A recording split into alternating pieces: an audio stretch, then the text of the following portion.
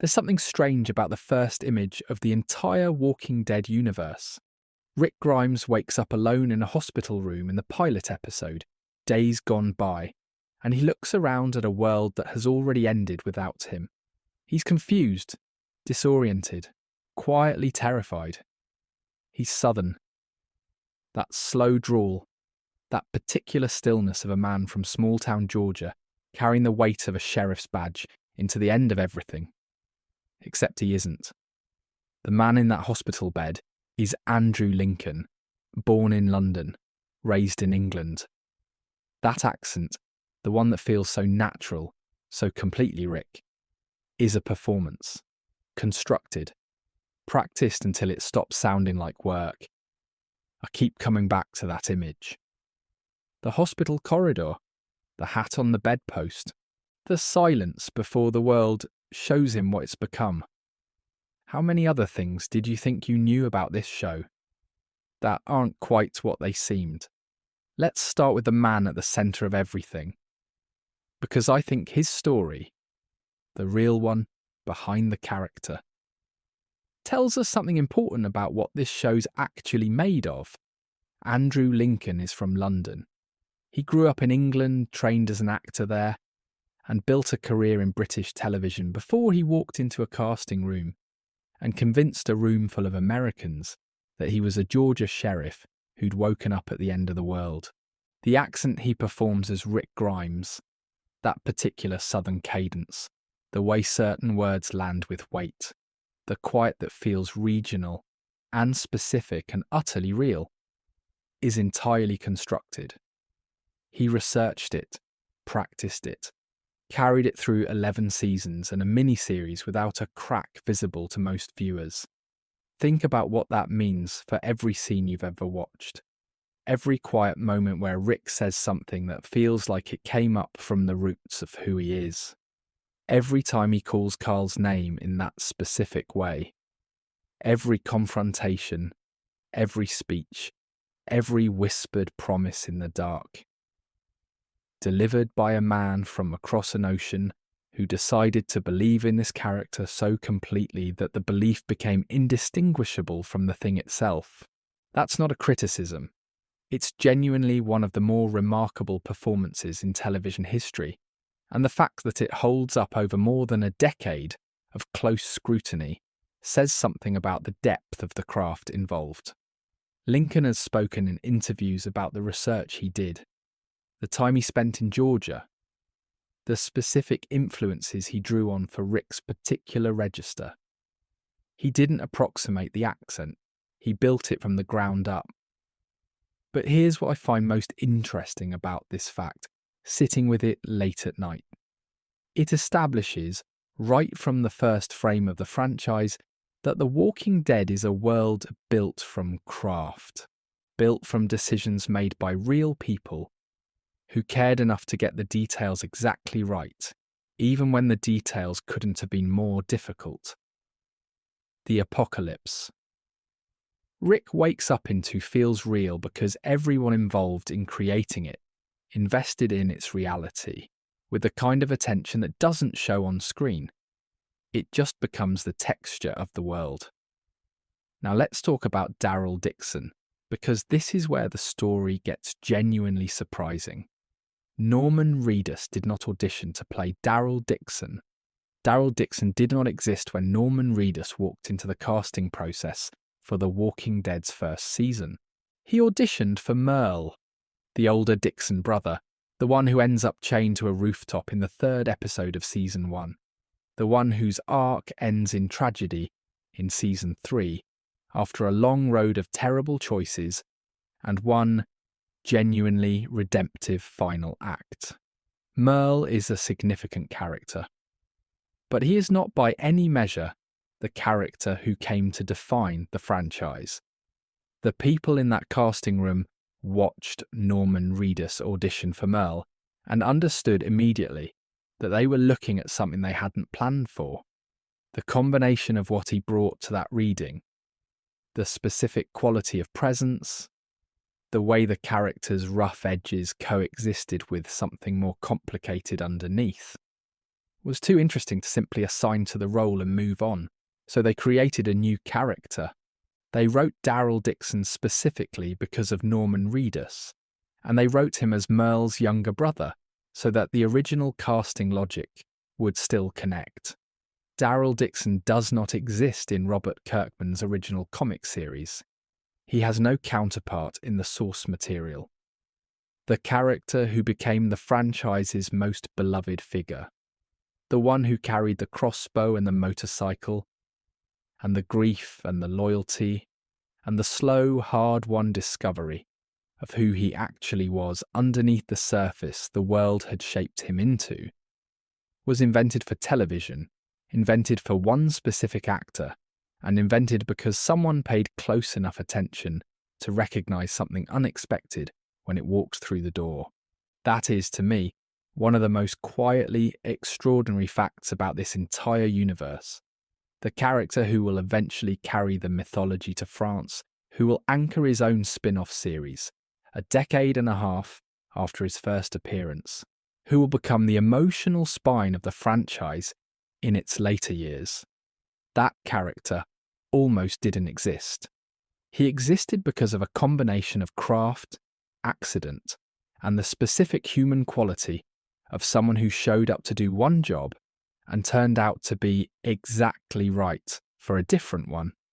If Daryl almost didn't exist, what else almost didn't happen? That's the question I want to carry with us into the rest of this exploration. The Walking Dead that most people know and love. The one that defined prestige cable television in the early 2000s.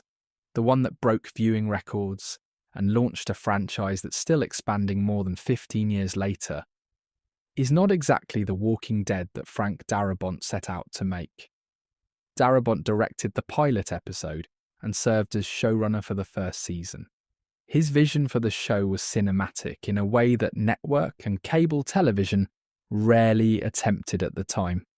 The pilot episode, Days Gone By, was shot on 16mm film rather than on digital video, a deliberate choice that gave the images a specific texture, a grain and weight that made the emptied world feel tactile and real in a way that cleaner digital photography might not have achieved.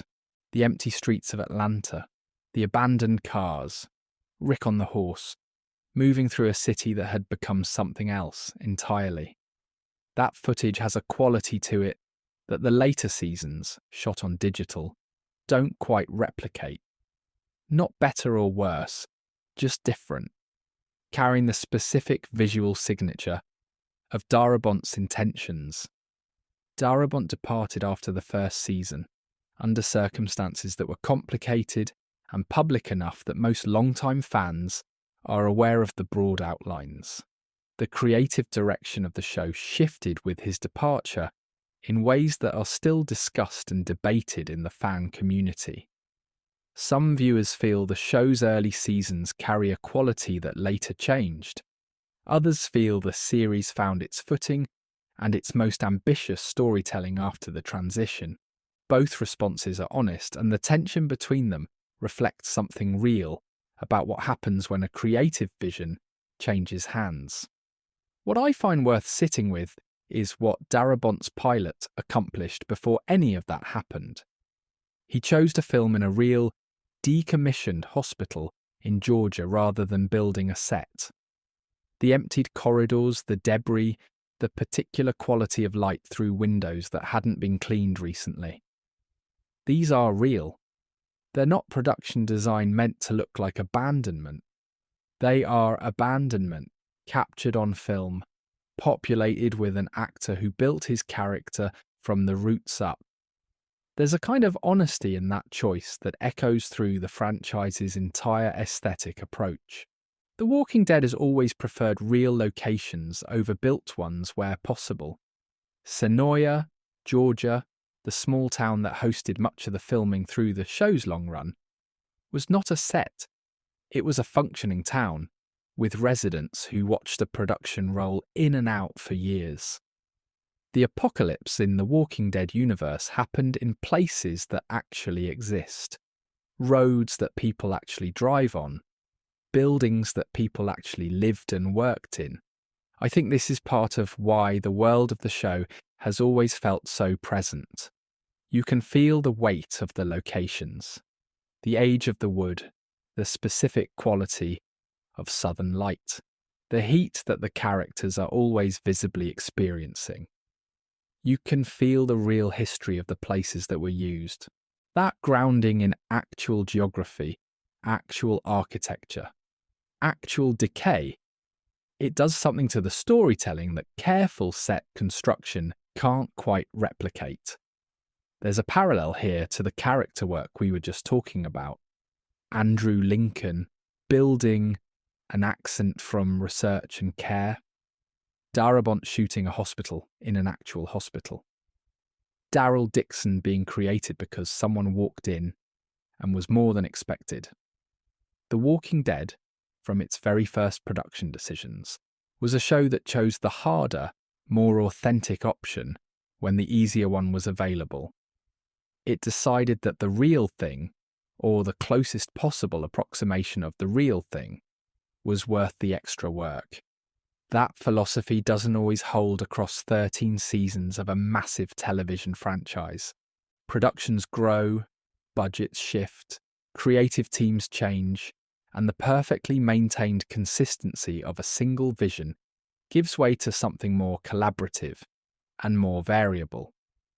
But the foundation is there. You can feel it in the pilot's grain, in the hospital's actual corridors, in the accent that was practiced until it stopped sounding like practice.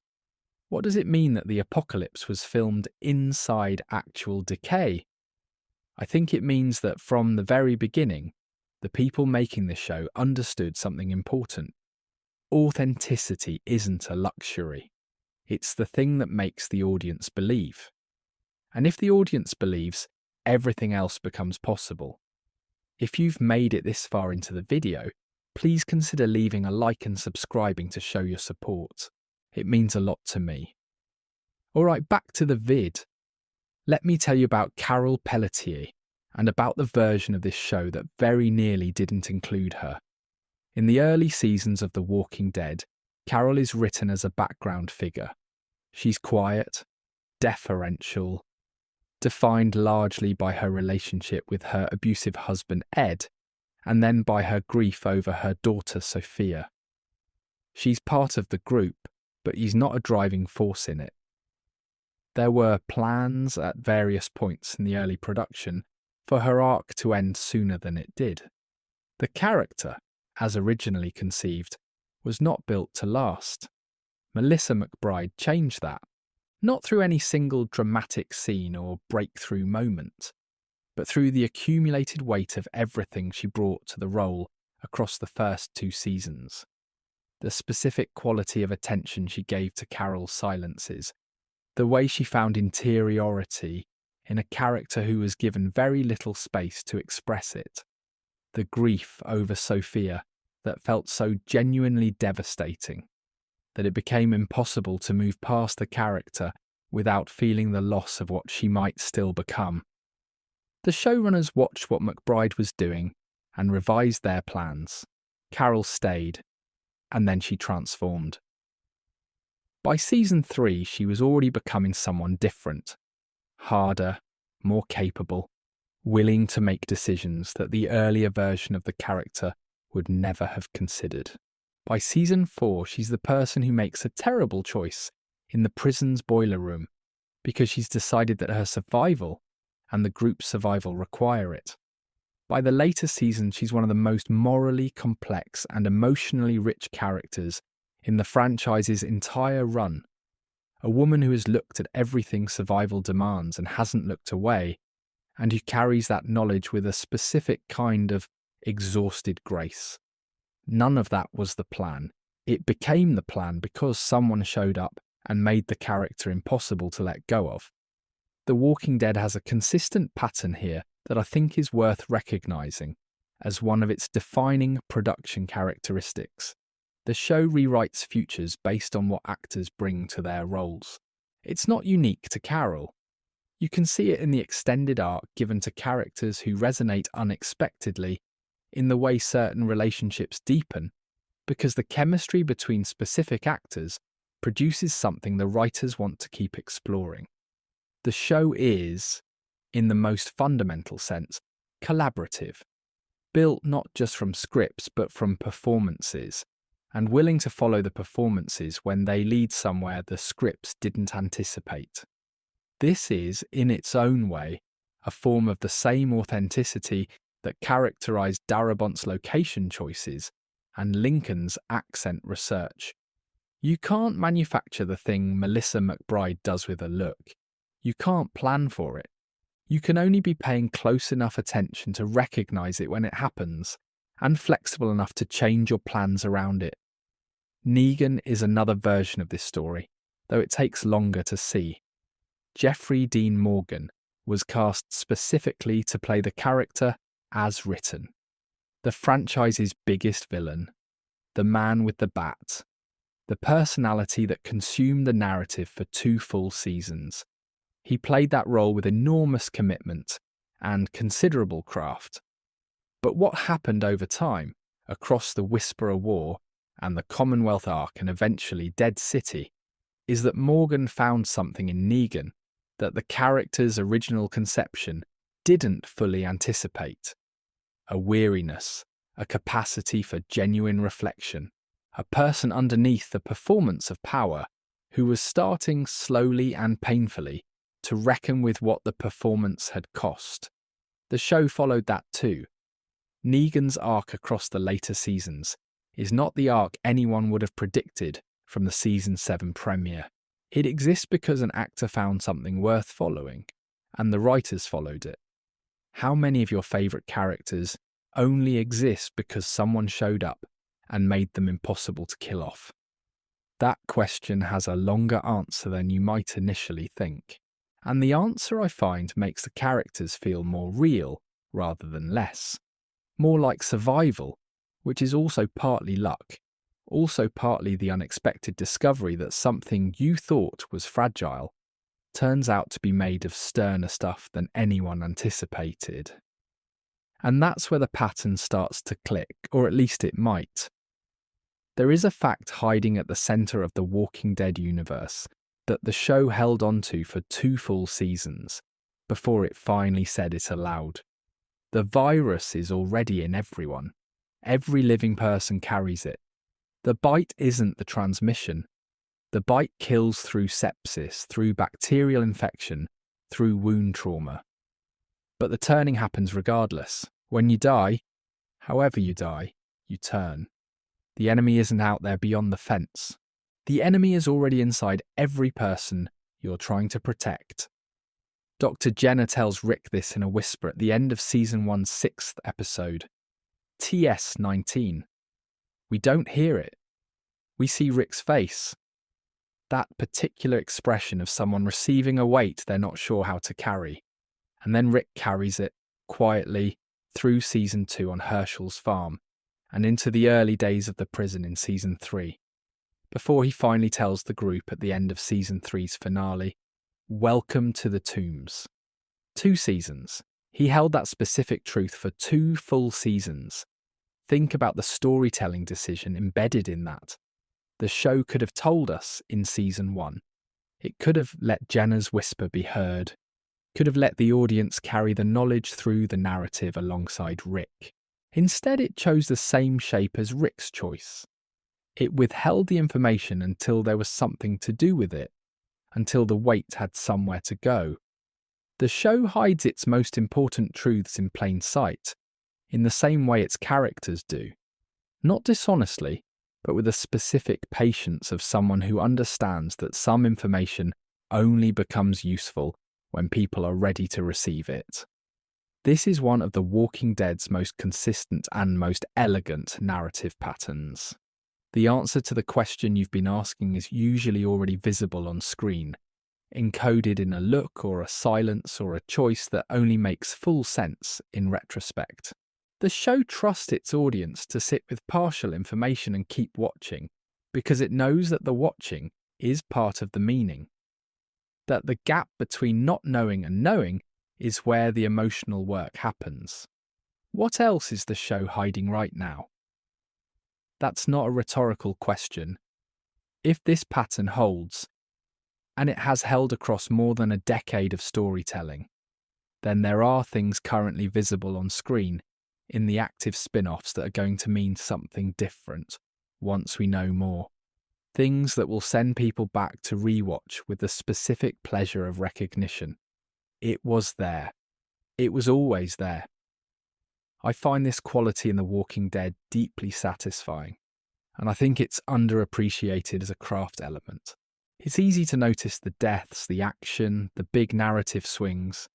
It's harder to notice the architecture of withholding, the careful management of what the audience knows and doesn't know at any given point.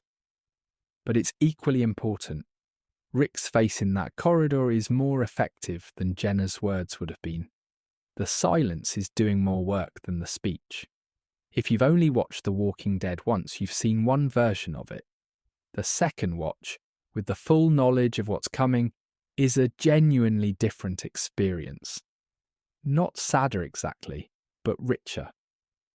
The details that seemed like texture on first viewing reveal themselves as load-bearing. The small gestures that felt like naturalistic performance turn out to have been precise and intentional. Watch Herschel's scenes in Season 4, knowing what's coming at the mid-season finale. Watch Carl's scenes in Season 8, knowing what his arc is building toward. Watch every scene where Rick is carrying Jenna's secret, knowing what he knows. The show changes shape. It was always this shape. You just couldn't see the whole of it from inside the first watching. What else is the show hiding that we haven't named yet? If the pattern holds, the answer is more than we think. The Walking Dead doesn't waste details. It banks them quietly against the moment when they'll matter most. And that habit, that architecture of patient, careful meaning, is one of the things that makes this universe worth spending time in. Let's slow down and pay attention to some of the smaller things, because The Walking Dead has always rewarded that kind of attention. The governor's name is Philip Blake. It's used in the show, but sparingly. He's almost always referred to as the governor, by his people and by the audience. The name is more prominent in Robert Kirkman and J. Bonan Singer's prose novels that expand on the character's backstory. But it exists in the television canon as well. There's something deliberate in how rarely it's deployed. The governor as a title is a statement of claimed legitimacy. It invokes governance, structure, a specific kind of authority over people. Philip Blake is just a man. The show knows which version of him it wants you to see, and it controls the language accordingly. Episode titles in The Walking Dead are another layer of this kind of careful encoding. They're often taken from dialogue within the episode, a phrase that resonates differently once you've seen what the episode does with it. Sometimes they foreshadow in ways that feel almost too precise on rewatch. The title of the Season 4 episode in which Herschel makes his most significant speech, Internment, names both the medical isolation happening inside the prison and the broader condition of people trying to maintain their humanity inside a contained and pressured space. The titles are not incidental, they're part of the text. And then there's Herschel's watch. The watch appears across multiple seasons as one of the franchise's most quietly significant objects. Herschel gives it to Glenn, his watch, the one his father gave him, at a moment of genuine trust and affection, a moment that reads as a kind of blessing or inheritance. Glenn wears it. After Glenn's death in the Season 7 premiere, the watch carries the weight of everything that relationship meant. It's the kind of object The Walking Dead uses with real care. Not as a prop, but as a container for meaning, something that accumulates significance across seasons until the sight of it becomes its own form of language. This is a pattern the franchise deploys consistently across its entire run. Rick's Colt Python revolver, lost, recovered, always carrying the symbolic weight of the lawman he was and the survivor he became, Daryl's crossbow, maintained with the same careful attention he gives to the people he loves, a practical tool that also functions as a portrait of his character. Michonne's katana, which she puts down when she arrives in Alexandria and picks back up when she needs to become something other than a resident again. Carol's knife, small, efficient, hidden, exactly like the person carrying it. The show knows that objects carry memory. It knows that the audience attaches to specific things as anchors in a world that keeps dismantling itself, and it uses that attachment purposefully. When an important object appears or disappears or changes hands, it's never accidental. It's the show's way of marking a transition, of saying quietly and without underlining it that something has shifted in the person associated with that object. What else are we walking past on first viewing? The Walking Dead has trained its most attentive viewers to watch the edges of scenes as carefully as the centres, to notice where characters' eyes go when they're not speaking, to pay attention to what's in the background of a shot, or what's conspicuously absent. The show earned that attentiveness by consistently rewarding it. And here's a question worth sitting with.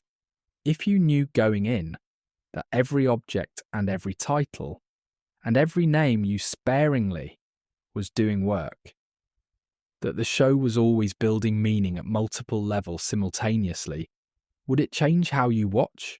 Or do you already watch this way? Drop a comment if you're a first-time watcher or a multiple rewatch person. I'm genuinely curious which version of this show people find most satisfying, and whether knowing the craft makes the experience richer, or whether the first pure watch, before you know to look for everything, is the one that stays with you longest. The show is full of things that only land on a second watch. The question is whether you're ready to look. Let's talk about the people behind the characters for a moment, because there are a few stories here that genuinely shift how I experience specific scenes. Jeffrey Dean Morgan has had one of the more interesting careers in the larger genre landscape. And one connection in particular keeps drawing my attention. Before he was Negan, Morgan played Edward Blake in The Comedian. In Zack Snyder's 2009 film adaptation of Watchmen, the comedian is a character defined by his relationship to violence, a man who has committed terrible acts and constructed an entire philosophy around the idea that the world's brutality makes moral restraint not just difficult, but fundamentally absurd. He's theatrical in his cruelty. He performs it. He has decided that the performance is the honest response to a universe that doesn't reward sincerity. Negan, in The Walking Dead, operates from a recognisably similar architecture. He is theatrical. He has constructed a system. The saviours, the points, the performances of dominance and mercy, that turns his violence into a kind of governance. He believes, or performs the belief, that his system is the most honest available response to the world. He uses language with the specific precision of someone who understands that framing is power. He named his weapon. I want to be careful here about the line between observation and overreach. Jeffrey Dean Morgan is an actor who plays different characters, and the similarities between the comedian and Negan reflect things that were in the source material and in the scripts rather than something Morgan brought specifically. But there's something in his instinct for this particular kind of character. The one who has decided that the honest man in a dishonest world is the one willing to look directly at the violence, that makes both performances resonate in ways that feel connected. What does it change, knowing that this same actor has inhabited both of these particular people? For me, it deepens both of them. It suggests a through line in Morgan's specific craft, a quality he brings to characters who exist at the edge of justifiable and unjustifiable, who have made a specific peace with what they do. And then there's Chandler Riggs and Carl's final storyline, and a real-life parallel that I find genuinely moving. Chandler Riggs was a teenager when he joined The Walking Dead's cast as Carl Grimes, and he grew up on that show in the literal sense. His childhood and adolescence were shaped by the production, by the character, by the specific experience of spending formative years in that world. When Carl's storyline was brought to its end in Season 8, Riggs was at the point in his real life of making college decisions. He had, by public accounts, deferred college enrollment in anticipation of continuing with the show. The ending of Carl's arc and the timing of it had real consequences of the person playing him. I don't want to dwell on the circumstances of that decision in ways that feel intrusive or unfair to anyone involved. The full picture of what happened is known primarily to the people who were part of it, and the public account is necessarily partial. What I will say is this: there is something in the knowledge of Riggs's real-life situation that adds a dimension to Carl's final scenes. A young man saying goodbye to a character he grew up with, in circumstances that were also his own kind of transition, performing loss and hope and the handing on of something important. It's the kind of layering that doesn't reduce the fiction, but somehow deepens it. Carl's final hours in the show are spent writing letters to his father, to Negan, to the people who would need to carry forward the things he believed in. He writes them knowing he won't survive to see whether the words matter. He writes them because the words are the thing he can still give. And Chandler Riggs, at the end of his own long chapter with this character, put everything he had into making those final scenes mean what they needed to mean. Does knowing the context change how you feel about those scenes? I think for me it does. Not by making them less fictional, but by adding a layer of real human weight to the performance. Some things hurt a specific way because they're genuinely costly to the people creating them. Carl's ending's one of those things. There is a town in Georgia where the apocalypse happened, and you can go visit it. Senoya, Georgia, population a few thousand, about 30 miles south of Atlanta, served as the primary filming location for significant portions of The Walking Dead's middle and later seasons. Alexandria, the community that becomes the show's central home base from Season 5 onward, was filmed in a real residential neighbourhood in Senoya. The houses are real houses, the streets are real streets.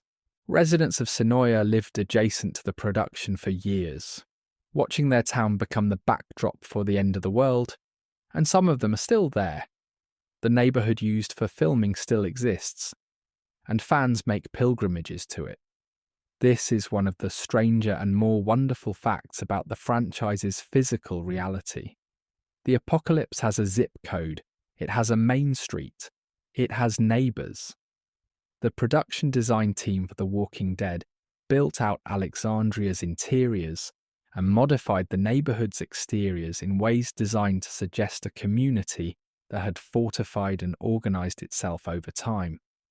The walls, the watchtowers, the garden plots. But the bones of the place are real. The particular quality of the light through those trees, the specific texture of those streets in summer heat, the way the houses sit on their lots. All of it is Senoya, Georgia, carrying the real history of a real town inside the fictional geography of a post-apocalyptic community. The sanctuary, by contrast, was a deliberate production design statement. The industrial facility that served as Negan's base of operations was chosen and modified specifically to communicate something about the community it housed. The raw, functional, oppressive character of a place organised entirely around productivity and hierarchy rather than comfort or belonging. The saviors live and work inside something that looks like a factory, because the show wants you to feel that living inside the sanctuary is a specific kind of existence. The design does the work that pages of dialogue would otherwise have to do. This is The Walking Dead's production philosophy operating at its most sophisticated. The world isn't just a backdrop for the characters. It's a character itself, communicating things about the people who inhabit it. Alexandria's real neighbourhood warmth versus the sanctuary's industrial coldness. The prison's ambiguous combination of institutional bleakness and determined domestic cultivation. Herschel's garden in the yard, the council meetings in the cleared space, the ongoing negotiation between what the building was and what the community was trying to make it into. Daryl knows this distinction viscerally, even if he couldn't articulate it.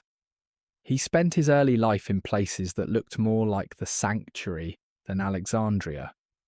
Rough, functional, organised around survival rather than anything softer.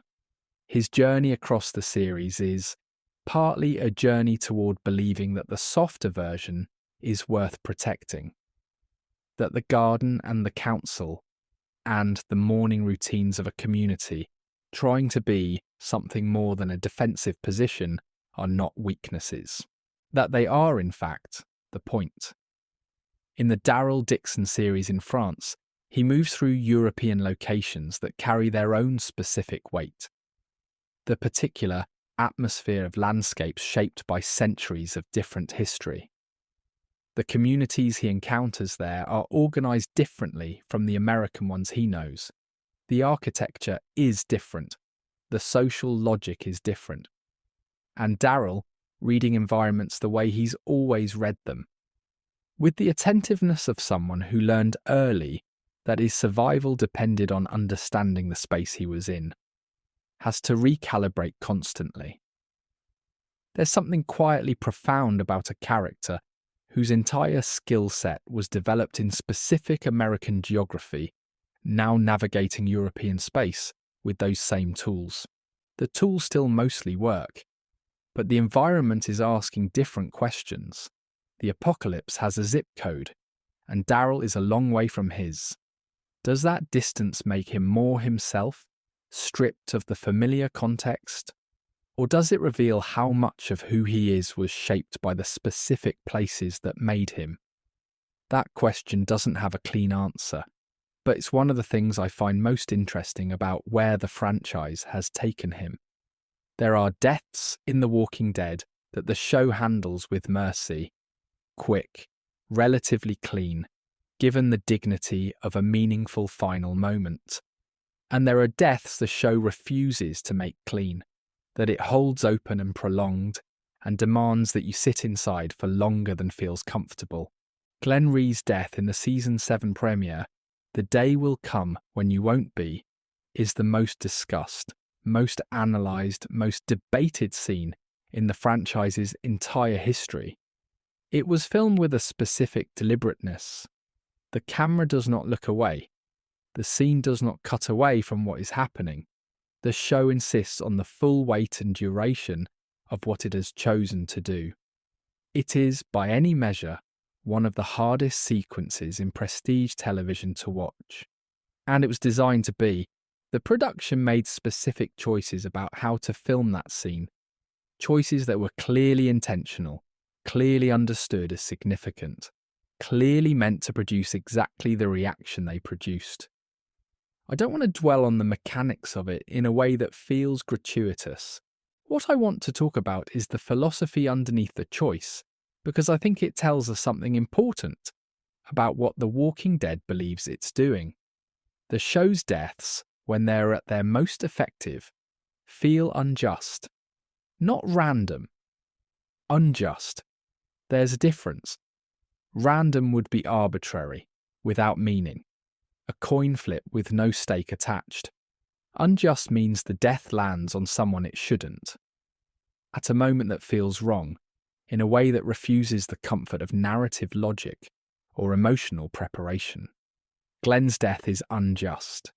It lands on a character who'd been a source of warmth and goodness, and earned hope since the show's earliest episodes. A character who had just had his most significant moment of personal joy confirmed. A character whose survival had seemed to many viewers like one of the things the show was committed to protecting. The refusal to make it clean, the insistence on showing the full weight of it. Is the show saying something specific? This is what it looks like. This is what loss actually costs. The apocalypse is not a story where the people you love are safe because you love them.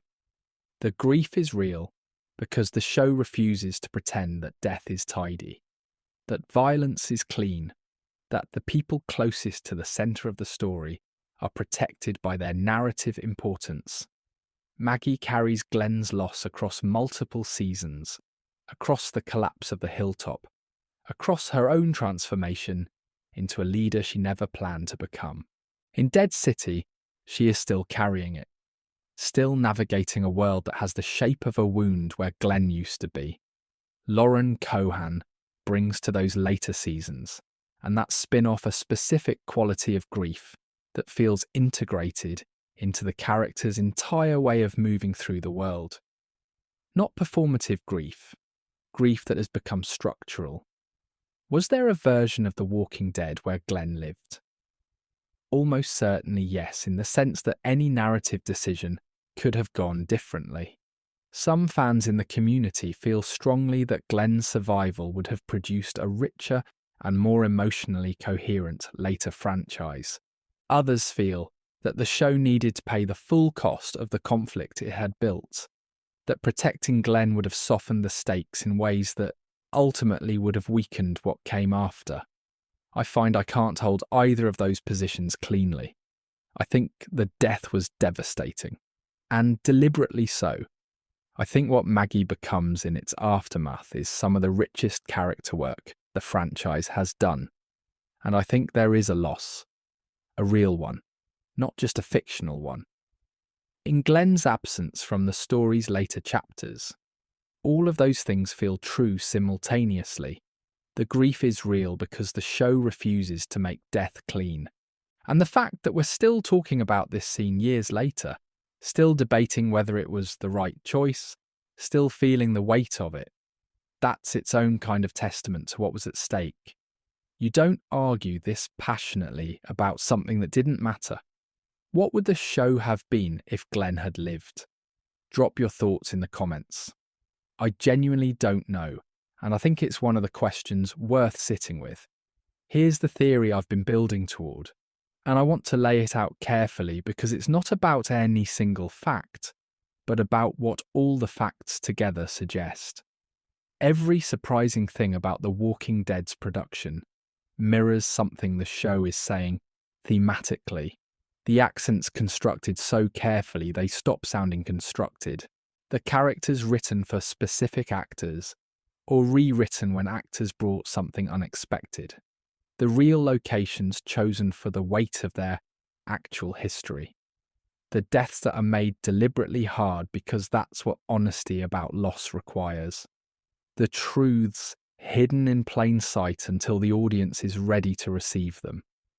The making of The Walking Dead and the world of The Walking Dead are telling the same story. Think about what Rick's constructed accent actually encodes as a meta-fact. Here is a man who has built a version of himself so completely that the construction is indistinguishable from the real thing. Here is someone whose identity, the sheriff, the father, the leader, the Grimes who stands between his people and the end of everything, is a performance maintained with such commitment that it becomes genuine.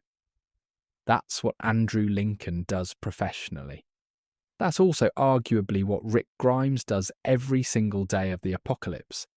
He wakes up and puts on who he needs to be, and he wears it so thoroughly that the wearing becomes being. Daryl, created because the unexpected happened, mirrors the franchise's own relationship with the unexpected. The Walking Dead keeps discovering things it didn't plan for. Characters who become more than they were written to be. Storylines that develop from actor chemistry rather than script logic, a mythology that expands through spin-offs in directions the original series didn't anticipate. Daryl is the emblem of that quality.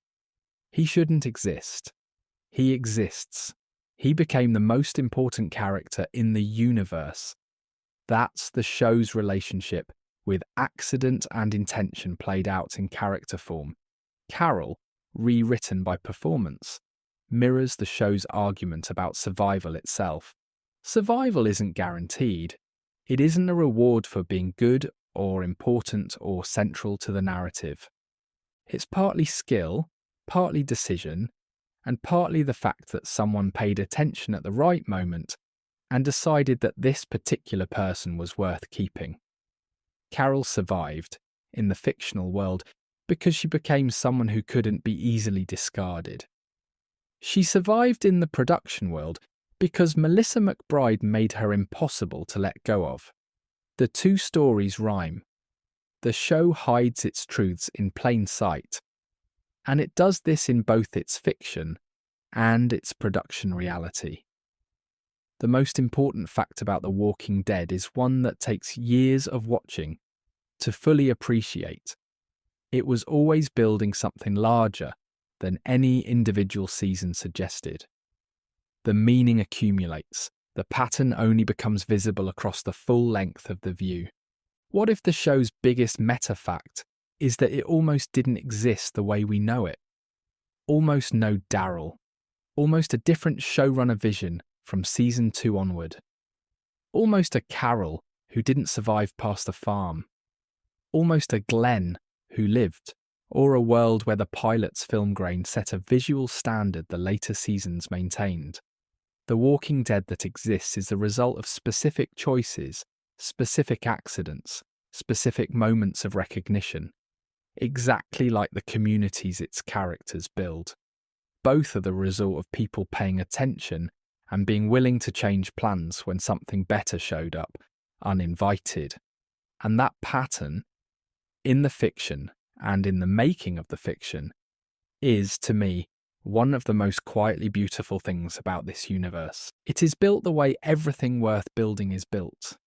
Imperfectly, collaboratively, with more revision than any single person planned for, sustained by people who cared enough to keep going even when the easier choice was to stop. What if the show's biggest meta-fact is that it almost didn't exist the way we know it? The answer is that we would have had something different, possibly good, possibly interesting. Certainly not this. Not Daryl on his motorcycle in France. Not Carol in the kingdom with a knife hidden in her sleeve. Not Negan sitting with Judith in Alexandria, learning to be something other than what he made himself. Not any of it, exactly as it is. And the exactly as it is what matters. Let's follow this thread a little further, because I think the meta pattern runs deeper than production decisions. Daryl Dixon is currently in France, carrying the franchise's mythology into new geography and new storytelling territory. A character who shouldn't exist. Remember, there is no Daryl in the source material, no equivalent figure in Kirkman's comics. Is now the vessel through which the Walking Dead universe is asking some of its most interesting questions about what the world beyond America looks like, how different communities develop different responses to the same catastrophe, and whether the skills and values that the American survivors built their survival on translate across languages and cultures and the specific weight of European history.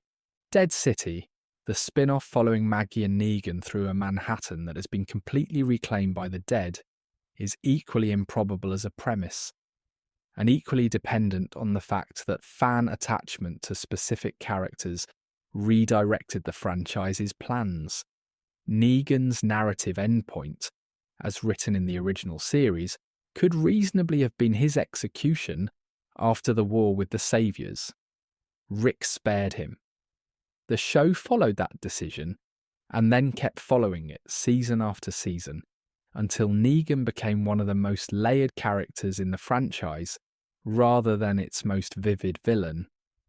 Dead City exists because people loved watching Jeffrey Dean Morgan inhabit this particular person's ongoing reckoning with what he was and what he might yet become. This is the theory I find most compelling about the franchise's structure. It is shaped visibly and meaningfully by love. Not just the love of the people making it, though that's real and evident, but the love of the people watching it. Fan attachment to specific characters has changed the course of the story in documented public ways. Characters who were supposed to die survived because the people watching them couldn't let go. Characters whose arcs were meant to conclude kept going because there was still something worth exploring, and an audience invested in the exploration. This doesn't diminish the craft involved. It adds another dimension to it. The Walking Dead is a story that has been, from the beginning, in conversation with the people experiencing it. It responds. It adjusts. It follows the energy of genuine care, from actors, from writers, from viewers, in the same way that its fictional communities follow the energy of genuine care from the people who build them. Are we, as an audience, part of the reason these characters survived? I think the honest answer is yes, in the sense that any story exists in relationship with the people who receive it, and that this story has always been unusually responsive to that relationship. The Walking Dead's longevity, its expansion into multiple spin-offs and multiple countries, its continued emotional investment from a massive audience more than 15 years in, these are not accidents of marketing. They're the result of a genuine connection between the story and the people who love it. Judith Grimes growing up in Alexandria with Rick's hat and Michonne's determination is the franchise's most explicit image of this forward investment. She's carrying things she didn't earn, inheriting a world that was built before she was old enough to choose it, and making decisions about what to do with that inheritance. She reads, she listens to the radio for her father's voice, she keeps the hat. She is, in a very precise sense, the audience's representative inside the story, the person who receives the inheritance of everything that came before, and has to decide what to carry forward. If we are part of the reason these characters survived, and I believe we are, then we're also part of what Judith represents. We kept watching, we kept caring, we kept the connection alive across the seasons and the spin-offs and the years, and the story kept building itself in response to that care, kept finding new things to say, kept following new threads into new geography. That feels, to me, like something worth naming as a fact. Not a trivial behind-the-scenes detail, a fundamental truth about what this universe is and how it works. Are we part of the story? I think the answer is yes, and I think the show knows it. Let me ask you something directly, because I've been building toward this question, and I think it's the most interesting one this whole exploration raises. Does knowing how something was made change how real it is to you? Knowing that Andrew Lincoln is British, that every scene of Rick's quiet southern gravity is a performance maintained with extraordinary discipline, does that make those scenes feel more distant? Or does it make them feel more extraordinary? When Rick says something that cost him something, and you know that the cost is being calibrated by a man from London who built this character from research and care, is that more impressive or less moving than if he were simply being himself? I've been sitting with this question for a long time, and I keep arriving at the same place. The constructed nature of The Walking Dead doesn't weaken it, it deepens it.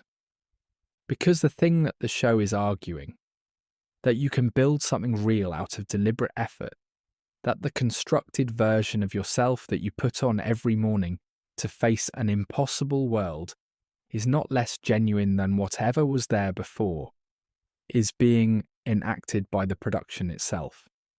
The argument and the making of the argument are the same gesture.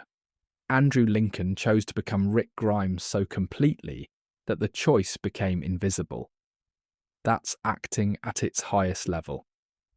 But it's also something Rick Grimes does every single day inside the fiction. He chooses to be the sheriff, the father, the man who holds the centre, and he maintains that choice against every force that wants to break it down. The actor and the character are performing the same act of willed identity. One does it for the duration of a scene, the other does it for 12 seasons. Knowing that Daryl was improvised into existence changes how I watch every scene of his loyalty. Because his loyalty was never inevitable. It was discovered.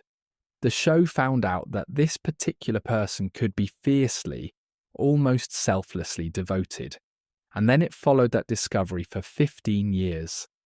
Every time Daryl shows up for someone who needs him, and he does this again and again and again, across the franchise's entire run, it carries the additional weight of being something that was found rather than planned, something that was possible rather than predetermined.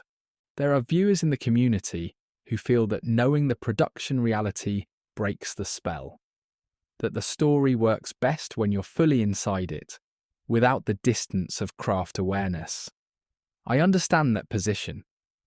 There's a specific quality to first contact with a story you love, before you know anything about how it was made, that is genuinely different from the experience of watching it with full awareness of the seams. Both experiences are real. Both are legitimate. But here's what I keep coming back to. The Walking Dead is a story about building something real under impossible conditions, about choosing to believe in the constructed world you've made even when every external condition argues against that belief. It's a story about people who decided to keep going when stopping would have been easier, who maintain their humanity as an act of conscious will, rather than as a default condition. The production of the show, with all its accidents and revisions and choices and unexpected discoveries, is itself an enactment of that argument. It was built under real conditions by real people who kept choosing to make it as good as they could make it. The British actor who built a southern accent from scratch. The showrunners who followed a performance when it led somewhere they hadn't planned. The writers who extended a villain's arc because something worth exploring kept appearing. The network that kept funding an expanding universe because the audience kept caring. Does knowing how something was made make it more or less real to you? I'd genuinely love to know where you land on this, because I think the answer says something about what you believe art is for, whether it's a window that works best when you can't see the glass, or a door that opens wider the more clearly you can see what it's made of. Both are defensible. Both are honest responses to real qualities of the experience. And that ambiguity, I think, is part of what makes this worth the conversation. I want to offer the counterpoint here, because any exploration worth its time has to be honest about the limits of its own argument.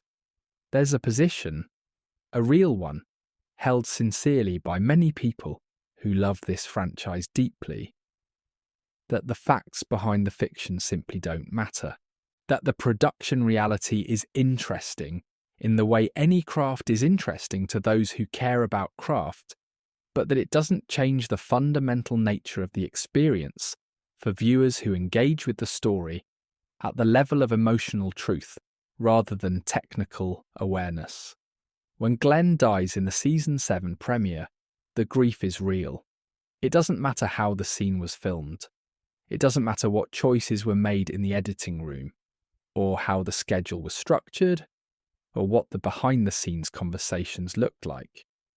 What matters is that a character who had been part of people's emotional lives for 6 seasons was gone, and the loss was felt as a loss. That's the thing the story produced. The craft served the grief, and the grief is what remains. The people who feel this way aren't wrong.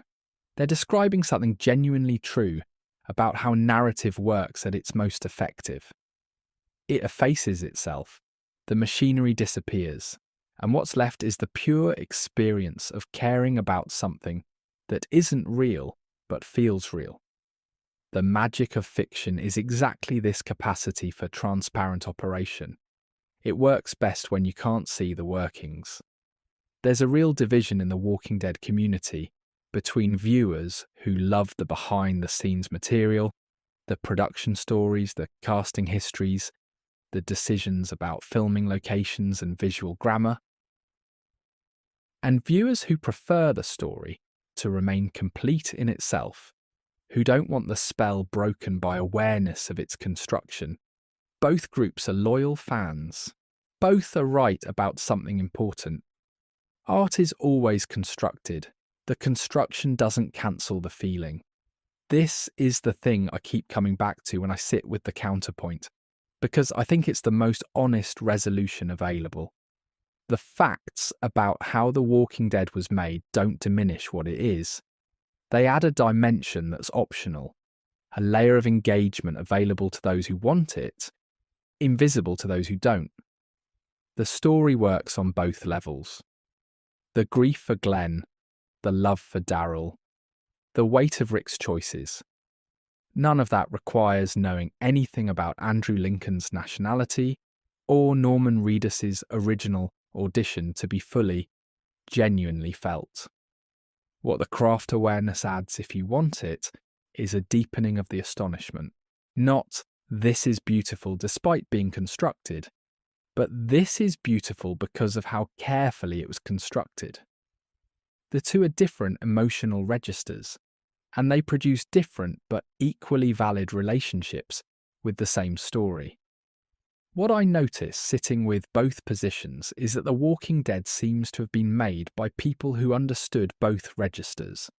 The show earns its emotional effects through genuine craft, through actors who built their characters with real investment, through production choices made with real intentionality, through a long-form structure that plants its truths early and lets them grow slowly toward their full meaning. The craft serves the feeling. The feeling justifies the craft. They're not in competition, and that's where I think this whole exploration lands if I'm being honest about it.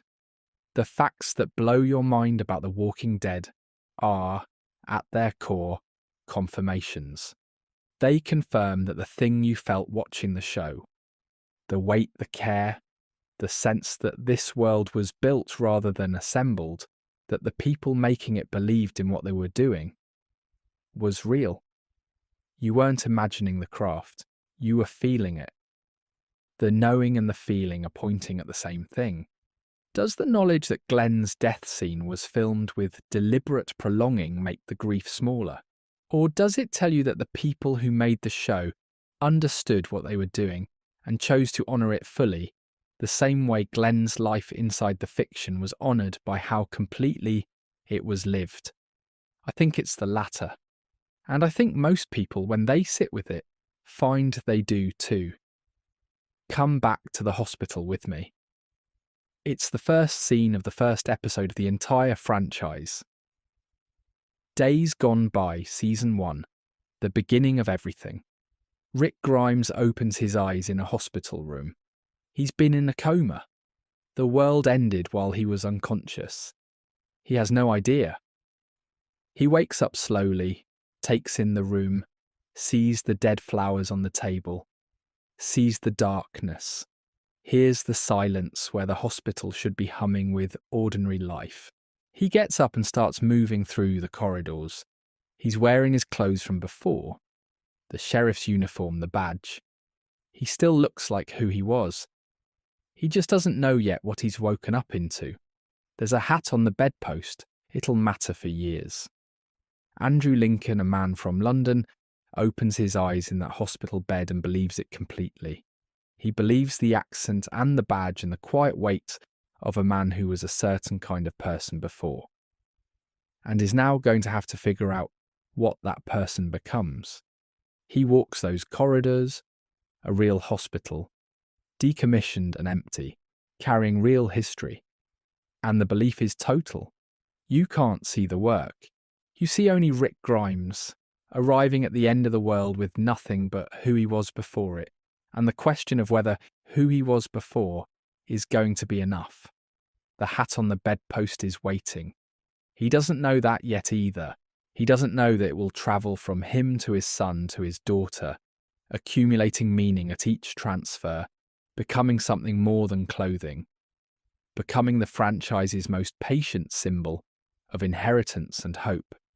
Everything that follows: Daryl, who shouldn't exist; Carol, who almost didn't survive; Glenn, who carried warmth through 6 seasons and whose absence shaped everything after; Negan, who was supposed to be an ending and became something stranger and more interesting; Michonne, whose katana and whose love became inseparable from the franchise's argument about what's worth fighting for; Judith, growing up in Alexandria, with the hat and the radio and the letters and the inheritance of everything they built.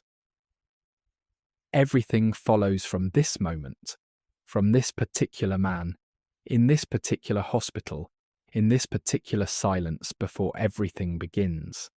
The show was built this carefully, this deliberately. Every accent constructed with research. Every location chosen for the weight of its real history. Every character written and rewritten and extended and allowed to become more than they were planned to be. Every truth hidden in plain sight until the audience was ready to receive it. Every death made hard because honesty about loss requires that. It was always building towards something. Across 15 years and multiple spin-offs and characters who travelled from Georgia to Manhattan to France, it was always following the same thread. The question of what you do with the time you have, with the people you find, with the version of yourself you built under impossible conditions. And the answer it keeps giving, in the fiction and in the making of the fiction, is the same answer. You believe in it completely. You do the work. You follow the unexpected thing when it walks through the door and turns out to be more than you planned for. You keep the lights on in the window, even when you're not sure anyone is watching. You pass the hat to the next person who needs it and trust that they'll understand what it means. Rick opens his eyes. Andrew Lincoln opens his eyes. The hospital is quiet. The hat is on the post. The world outside is already different from the one he remembers. If this show was built this carefully, this deliberately, what else might be hiding in plain sight, waiting for you to look again? I think the answer is more than you think. I think it's always been more than you think. That's the fact about The Walking Dead that blows my mind most when I sit with all of it late at night like this. Not any single detail. The whole thing taken together as the work of people who cared enough to make it worth caring about. Sleep well. The hospital is quiet. The hat is on the post. And somewhere in Georgia, in a real neighborhood, in a real town, the lights are still on.